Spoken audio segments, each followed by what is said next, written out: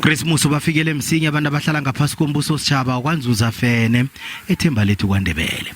Umbuso sitshaba kwaNzunza Fene kuyina amabhizinisi angaphasi kwaMasipala Msilehani bazisetshile banikela abantu abahlogako bona nabo bamudle njengomuntu wonke uChristmas.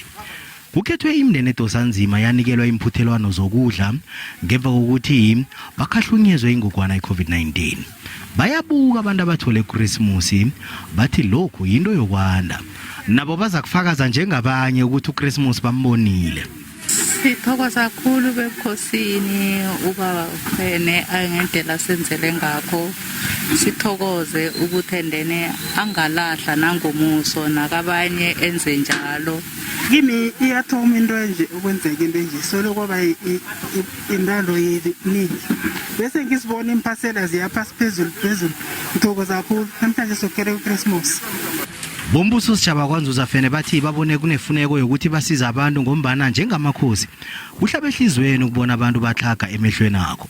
Inkosi yakwaNzunza Fene uVW Mahlangu bewasebenzisa ithubeli wakhombela abantu endaweni esemakhaya ukuthi bangakhambi balalela inkulumo zabantu ezinganafakazi ngomjovo weCovid-19. Wabawa ukuthi baphumelele ukuyokujova abantu kuzokuliwa nengogwana le engumabhubhisa. Kusukele emhlanganweni wombuso sitshaba wakwaFene lapha iexecutive yombuso sitshaba beyihlangena khona yabona ukuthi kufanelekile ukuthi njengoba sihlaselwe icorona nesazi ukuthi ekhaya abantu asilingani abanye balala bangakadli bathi nokho ake sizameni sibone ukuthi angeke sithole okuncazana okungenza ukuthi abantu nokho kuba bamabamba isikhashanyana na.